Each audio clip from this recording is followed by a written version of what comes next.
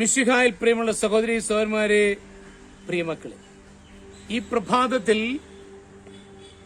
Mister Luka നമ്മുടെ കർത്താവ് മിശിഹായുടെ പരിശുദ്ധ സുവിശേഷം 6-ാം അധ്യായം 37-ഉം 38-ഉം വാക്യങ്ങൾ നമുക്ക് ധ്യാനിക്കാം.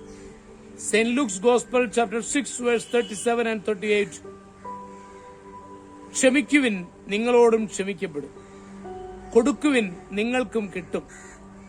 അമർത്തി കുലുക്കി നിറച്ചളന്ന് അവർ നിങ്ങളുടെ മടിയിൽ ഇട്ടുതരും. അമേരിക്കയിൽ ആഭ്യന്തര യുദ്ധം നടക്കുന്ന കാലം അതിർത്തിയിൽ കാവൽ നിന്നിരുന്ന വില്യം സ്കോട്ട് എന്ന സൈനികൻ ഉറങ്ങിപ്പോയി. അതുകൊണ്ട് ശത്രുപക്ഷത്തിന് അവരെ വേഗം ആക്രമിക്കാൻ കഴിഞ്ഞു. ഉറങ്ങിപ്പോയ പട്ടാളക്കാരനെ കോടതി മുൻപാകെ ഹാജരാക്കി.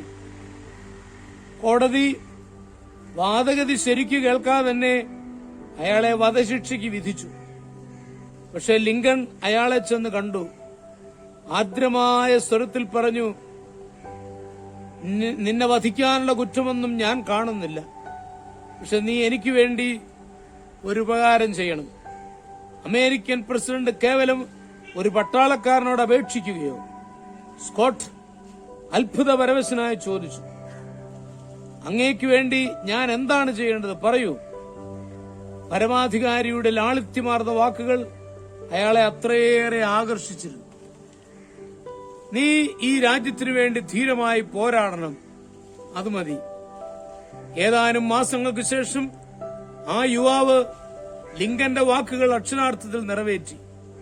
ആഭ്യന്തര യുദ്ധം നടക്കുമ്പോൾ മാരകമായ മുറിവേറ്റ് അയാൾ യുദ്ധക്കളത്തിൽ തളർന്നു വീണു. തന്നെ ശുശ്രൂഷിക്കാൻ ഓടിയെത്തിയ സ്നേഹിതരോട് സ്കോട്ട് പറഞ്ഞു, ഞാൻ മരിക്കാൻ പോവുകയാണ്. ഈ യുദ്ധത്തിൽ നമ്മൾ വിജയിക്കും. നിങ്ങൾ വിജയികളായി വാഷിംഗ്ടണിൽ കൂടി വിജയപതാകയുമേന്തി മാർച്ച് ചെയ്ത് ലിങ്കന്റെ മുമ്പിലെത്തുമ്പോൾ ഒരു കാര്യം പറയണം, വില്യം സ്കോട്ട് അയാളുടെ വാക്ക് പാലിച്ചു. സൈനികൻ സംതൃപ്തിയോടെ മരിച്ചു. അതെ, വിശാല ഹൃദയവും തുറന്ന മനസ്സാക്ഷിയും വാക്കിൽ വിശ്വസ്തതയും മാനുഷിക പെരുമാറ്റവുമുള്ളവനാണ് മാന്യതയുള്ളവൻ. ക്ഷമ എല്ലാത്തിനും പരിഹാരമാണ്. അതിന് നിങ്ങൾക്കേവർക്കും കഴിയട്ടെ എന്ന് ആശംസിക്കുന്നു.